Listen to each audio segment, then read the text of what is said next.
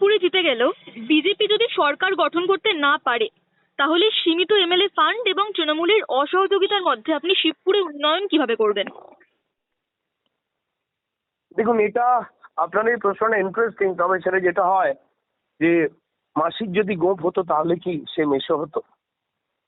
যেখানে সবাই মিলে তৃণমূলকে বর্জন করতে চাইছে নাগরিকেরা, পশ্চিমবঙ্গবাসীরা, সেখানে এই ধরনের প্রশ্ন ডেফিনেটলি একটা আকাশ কুসুম। তবুও শুধু একটাই কথা বলি, সেটা হচ্ছে যে আহ, জিতবে তো ভারতীয় জনতা পার্টি, কারণ মানুষ মনস্থির করেছে। আপনি বা আমি, আমাদের ইচ্ছায় কিছুই হয় না।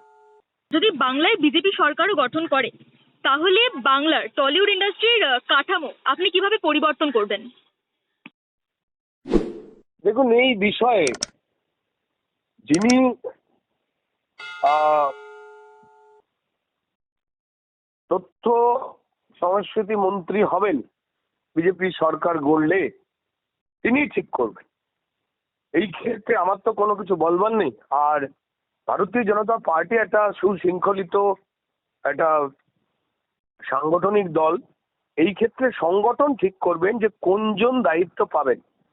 তবে যাই হোক না কেন, আমি এইটুকু বিশ্বাস করি, বিজেপি সরকার গড়লে এই দায়িত্ব যে কোনো অভিজ্ঞ, স্বচ্ছ ধারণার এবং যুক্তিবাদী কোনো এমএলএ কেই এই দায়িত্ব তুলে দেবেন। সেটা যে কেউ হতে পারে। এটা আমার ভাবনার এখতিয়ার নয়, এটা দল ভাববে। যদি দল আমাকে কোনো দায়িত্ব দেন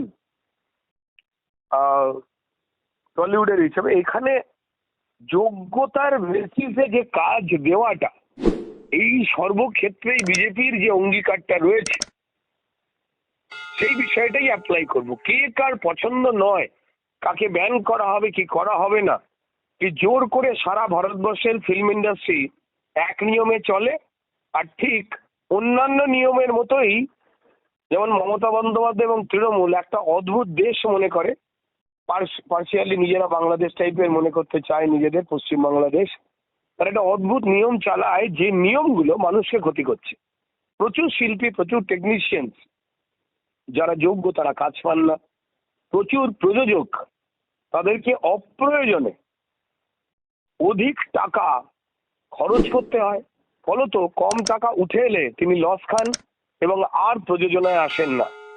এই দুর্গতি তৃণমূল এমন করেছে, টলিউড ইন্ডাস্ট্রি পরিচালনা করতে গিয়ে, অন্যায়কে প্রশ্রয় দিতে গিয়ে, যোগ্যদের কোণঠাসা করতে গিয়ে, সে তিনি পরিচালক হন, প্রযোজক হন, টেকনিশিয়ানস হোক বা আর্টিস্ট হোক, তাতে বছরে যেখানে টলিউডে 100টা সিনেমা নির্মাণ হতো, আজ এই অত্যাচারে প্রযোজকেরা পালিয়ে গিয়ে যোগ্য লোকেদের বসিয়ে দেওয়াতে বছরে মাত্র 30-35টা ছবি হয়। অর্থাৎ 70% কাজ গেছে। বিজেপির জন্য আপনি আপনার অভিনয় জীবন অনেকটাই ত্যাগ করেছেন ধরতে গেলে, তো সেখানে এখন দেশ ব্যান কালচারের বিরুদ্ধে কথা বলছেন। আপনাকে কি তাহলে আমরা আবার পর্দায় দেখতে পাবো? দেখুন, বিজেপির জন্য আমি আমার জীবন জীবিকা ত্যাগ করেছি কথাটা ভুল। কথাটা হচ্ছে যে সাধারণ মানুষের জন্য এই ত্যাগটা করা। যেহেতু পশ্চিমবঙ্গের সাধারণ মানুষ, তিনি সংস্কৃতি জগতের হোক, তিনি শিল্প জগৎ মানে ইন্ডাস্ট্রি, কারখানা, সেই জগতের মানুষ হন, বা আইটি সেক্টরের মানুষ হন, বা কৃষক হন, আলুর অবস্থা দেখুন কোন জায়গায় রয়েছে। আলু চাষিরা তারা কান্নাকাটি করছে, আলু জলে ফেলে দিচ্ছে, নদীতে ফেলে দিচ্ছে। আজ এই অবস্থা যে মমতা বন্দ্যোপাধ্যায় লুটপাট ছাড়া কারুর মঙ্গলের জন্য কি করা যায় সেটা যে ভাবেননি, তা প্রমাণিত। তো ফলত ফিল্ম ইন্ডাস্ট্রির ক্ষেত্রে যারা যে ব্যক্তি যোগ্য এবং যারা যা দেখতে পাচ্ছেন চোখের সামনে, যে অস্থিরতা, যে অন্যায় তৈরি করে তৃণমূল, যে বা যারাই কথা বলেছে, তাদের জীবন জীবিকা তারা তছনছ করে দিয়েছে। বিজেপির জন্য নয়, বিজেপি বরং লড়াই করছে প্রায় পশ্চিমবঙ্গবাসীর যতগুলো ইস্যু রয়েছে, যে নাগরিক পরিষেবা বা সম্মানটা কাজের জায়গায়, রোজগারের জায়গায়, বাণিজ্যতের জায়গায় একটা সরকারের দেওয়া উচিত ছিল। তো ফলত আমি মানুষের জন্য কথা বলতে গিয়ে আমাকে বিপদের মধ্যে ফেলা হয়েছে। শুধু আমি না, এরকম প্রচুর মানুষ রয়েছেন। হ্যাঁ, কষ্ট করেছি, কষ্টে থাকতে হচ্ছে। আমি স্ট্রাগল লাইফ করে হাওড়া, দেখুন এই শিবপুরের মাটি থেকে মানুষের আশীর্বাদে আজকে সামান্য একটু পরিচিতি পেয়েছি মানুষের কাছে। সেটা তো আমার এই মাটি থেকেই শেখা, এই হাওড়ার মাটি থেকে, শিবপুরের মাটি থেকে। তো যাই হোক না কেন, এটা বলতে পারি যে যোগ্যতার বেসিসে সব কটা ক্ষেত্রে, শুধুমাত্র শিল্প সাহিত্য সংস্কৃতি জগৎ নয়, যদি আমরা মানুষকে তুলে আনতে পারি যোগ্যতার বেসিসে, তার রোজগার, তার কাজ, আমরা যেটা তৃণমূল নষ্ট করে দিয়েছে ফেরত আনলেই সব জায়গায় একটা সাম্য তৈরি হবে। বিরোধিতা যে কেউ করতেই পারে, বিরোধিতা করলে তাকে কাজ কেড়ে নেওয়া হবে, খুন করে মেরে দেওয়া হবে। এই যে সংস্কৃতি সিপিএম এর আমলে শেষের দিকটায় বড় করে তৈরি হয়েছিল, সেটাকে আরো প্রকাণ্ড, মানে প্রচন্ড বড় করে তুলেছিল হচ্ছে তৃণমূল। এবং যা আপনি যদি বিধায়ক হন, বিশেষ করে নারী নিরাপত্তার ক্ষেত্রে আপনার সবচেয়ে গুরুত্বপূর্ণ 5টি এজেন্ডা কি হবে? দেখুন, 5টি বা 6টি তো বলতে পারবো না। বলতে পারবো এটাই যে সেটা হচ্ছে যে আজকের দিনের সমাজকে চলতে গেলে নারী এবং পুরুষ এই দুই জেন্ডারের যে বেশি সংখ্যার মানুষ রয়েছে, তারা দেশ তৈরি করতে, রাজ্য গড়তে তাদের কন্ট্রিবিউশন ইকুয়ালি দরকার হয়। আজকে নারী আর পুরুষ কেউ আলাদা আলাদা নয়। আচ্ছা, আপনার কি মনে হয় এসআইআর হওয়ার ফলে কি ভোটারদের মনোভাব বিজেপি বিরুদ্ধ হয়ে গিয়েছে? না, কেন হবে? এসআইআর হয়ে যাওয়াতে বিজেপিতে এসআইআর করেনি, কোনো রাজনৈতিক দলই এসআইআর করতে পারে না। ভোটার তালিকায় সংশোধন এ তো আজকের নয়, আজ থেকে 20-25 বছর আগে পশ্চিমবঙ্গেও তো সেই ভোটার তালিকা সংশোধন হয়েছিল। সেই সময় জনসংখ্যা, ভোটার সংখ্যা ছিল 4.5 কোটি। সেখান থেকেও তো 25-26 লাখ নাম বাদ গিয়েছিল। ভাবুন তারতম্যটা। তাতে কি হয়েছে? মৃতদেহরা যারা মারা গেছেন তারা ভোট দেবেন। যারা অন্য দেশ থেকে এখানে ঢুকে তৃণমূল ঘোষণা করে বলে দিয়েছে আপনারা ভোটের আগে এখানে চলে আসবেন, আমরা ভোটার কার্ড বানিয়ে দেব। তৃণমূল নেতাদের সমস্ত ভিডিও তো ঘুরে বেড়ায়, এবং এখান থেকে আধার ভোটার কার্ড নিয়ে ভারতবর্ষের বিভিন্ন জায়গায় বাংলাদেশিরা ধরা পড়েছে, তা তো প্রমাণিত।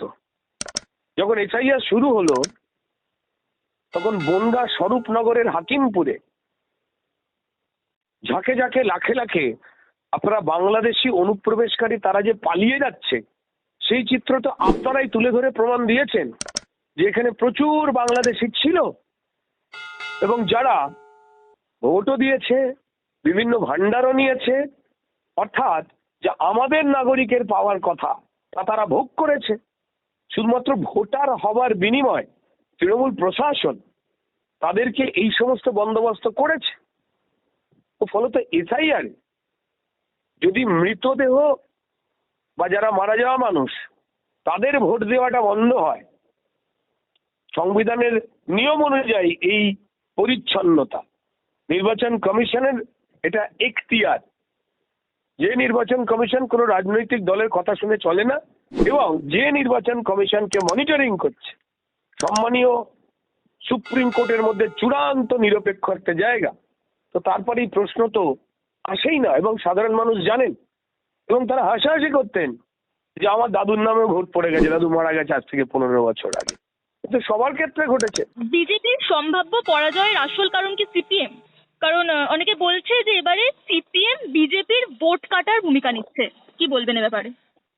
যার নিজের নখ কাটার ভূমিকা নেই, সে বিজেপি কেন? কারুরই কোনো কিছু কাটতে পারবে বলে তো কেউ জানে না।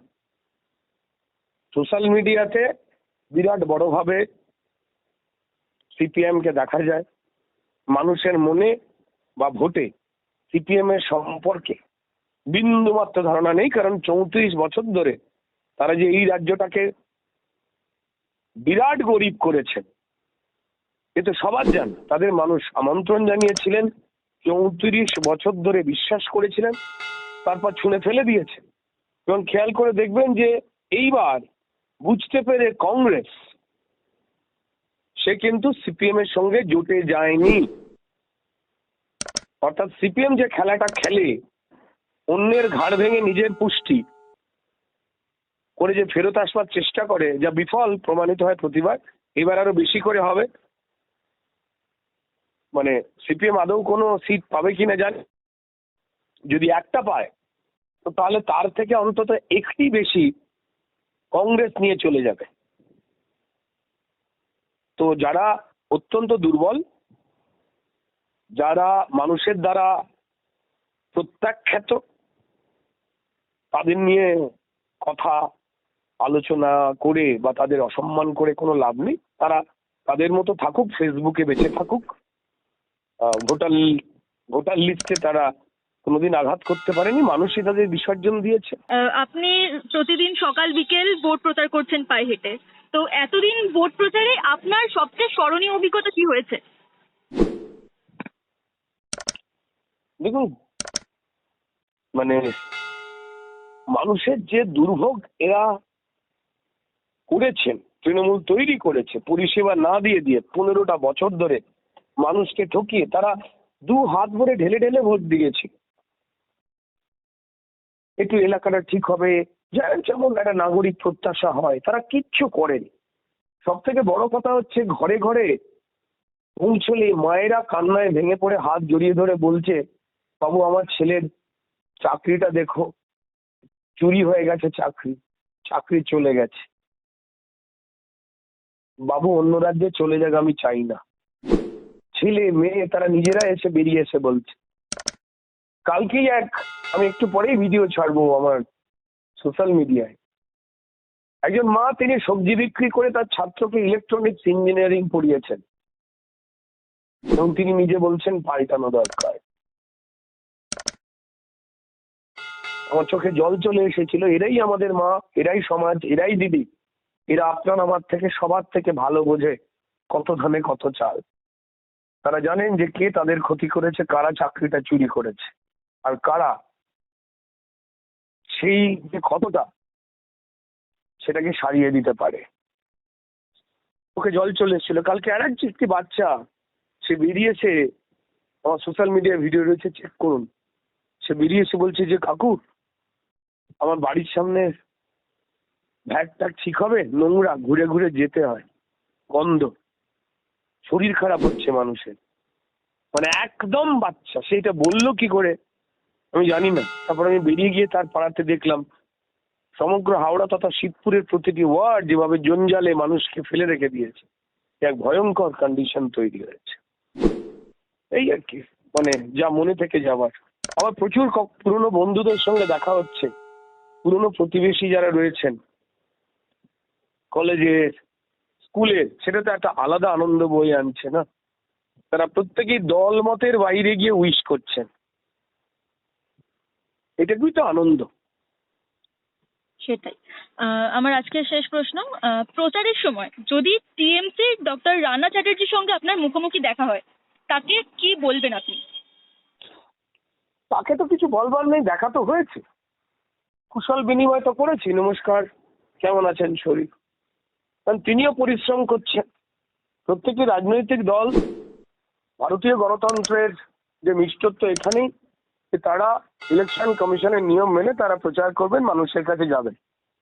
এবং রানাবাবু,